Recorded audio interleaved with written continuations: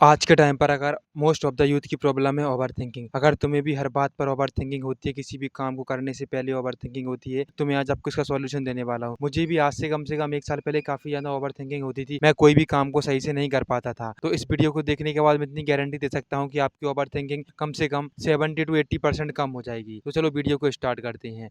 सबसे पहले हम किसी भी प्रॉब्लम को सॉल्व करने से पहले ये जानेंगे कि प्रॉब्लम है क्या? यानी कि ओवरथिंकिंग होती क्या है और क्यों होती है? तो मोस्ट ऑफ द ओवरथिंकिंग होने के कुछ रीजंस हैं, कुछ मेन रीजंस हैं। इसमें से मैं कुछ रीजंस की बात करूँ तो सबसे पहले नंबर का रीज़न आता है लोनलीनेस। आज के टाइम पर in most of the Indian man lonely feel करते हैं। वो अपने मन की बात किसी से कह नहीं पाते हैं। इस कारण से अंदर जो भी थॉट होते हैं वह उनको बहुत ही ज़्यादा ओवरथिंक करते हैं, उनके बारे में सोचते रहते हैं। इसके अलावा फ्री टाइम, यानी कि लोनलीनेस और फ्री टाइम सेम ही है। ऐसे आपके पास बहुत ज़्यादा एक्स्ट्रा फ्री टाइम होता है, कुछ भी आप प्रोडक्टिव काम नहीं करते हो, तो फिर आप बैठे-बैठे फालतू में आपका दिमाग किसी न किसी थॉट के बारे में सोचता रहेगा।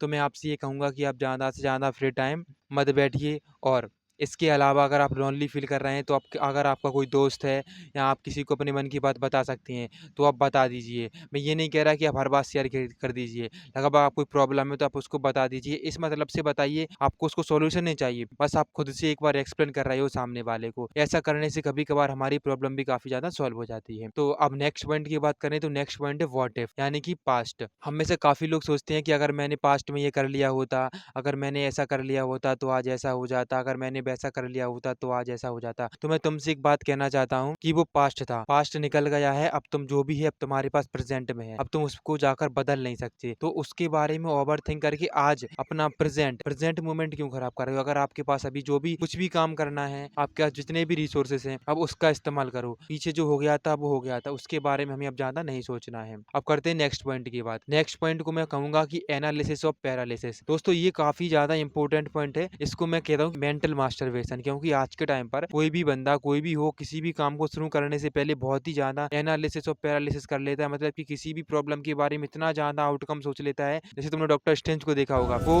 1 मिनट में इतनी ज़्यादा पॉसिबिलिटीज़ को सोच लेता है। तो ऐसे ही आज के टाइम पर हमारा माइंड किसी भी काम को शुरू करने से पहले काफ़ी ज़्यादा इसकी पॉसिबिलिटी कर लेता है। जैसे फॉर एग्ज़ाम्पल के लिए मैं बताता हूँ कि मैं वीडियो बनाना स्टार्ट कर रहा हूँ, तो मैं पहले वीडियो बनाने के पहले ही सोचने लगूँ कि बेस्ट माइक कौन-सा है, बेस्ट कैमरा कौन-सा है, बेस्ट ट्राइपॉड कौन-सा है, मैं कैसे वीडियो बनाऊँगा, लाइटिंग क्या है। तो ये सब होती है। फिर इसके बारे में best to best camera quality के बारे में जानूँगा, फिर मैं सिनेमैटिक एडिटिंग के बारे में सीखूँगा, फिर मैं थंबनेल के बारे में सीखूँगा, फिर मैं एसईओ के बारे में सीखूँगा। लेकिन मेन काम क्या था? वीडियो बनाना। बस मैंने वीडियो बनाने के अलावा जितने भी सारे काम थे उन सभी को कर लिया है। तो इसको बोलते हैं एनालिसिस ऑफ पैरालिसिस। इसके कारण काफ़ी ज़्यादा ओवरथिंकिंग होती है। तो मैं आपसे कहूँगा कि अगर आप किसी भी काम को कर रहे हो, तो आप बस तुरंत उसको स्टार्ट कर दो। ये मत सोचो कि मैं ये सीख लूँ, वो सीख लूँ। सीख लेना, लेकिन पहले आप तो मैं ये कहूँगा कि आप तो बुरे से बुरा काम करो। पहले फर्स्ट काम स्टार्ट करना ज़रूरी होता है, तभी आप बाद में उसको परफेक्शन की तरफ ले जा सकते हो। लेकिन हम क्या सोचते हैं कि हम उसको पहले ही परफेक्ट कर लें। तो कोई भी आज के टाइम पर परफेक्ट नहीं होता है। सभी लोग सीख रहे हैं, तो आप भी बस काम स्टार्ट कर दीजिए, परफेक्शन के पीछे मत भागिए और ना ही किसी प्रॉब्लम के बारे में ज़्यादा एनालिसिस कीजिए। अगला पॉइंट आता है दोस्तों फ्यूचर। यानी आप में से काफ़ी लोग होते हैं जो सोचते हैं कि मैं परसों ये कर लूँगा, आज से 1 साल बाद मैं ये कर लूँगा, मेरी गाड़ी होगी, मेरा मकान होगा, मेरी गवर्नमेंट जॉब होगी या मेरा कुछ भी होगा। ऐसे आप जो भी सोचते हो, तो मैं कहूँगा कि आप इतने ज़्यादा लंबे फ्यूचर के बारे में नहीं सोचें। बस आपका एक मेन गोल होना चाहिए कि आपको आज से 5 साल बाद ये करना है या 10 साल बाद ये करना है। इसके अलावा आपको कुछ भी फ्यूचर के बारे में इतनी ज़्यादा ओवरथिंक नहीं करनी चाहिए।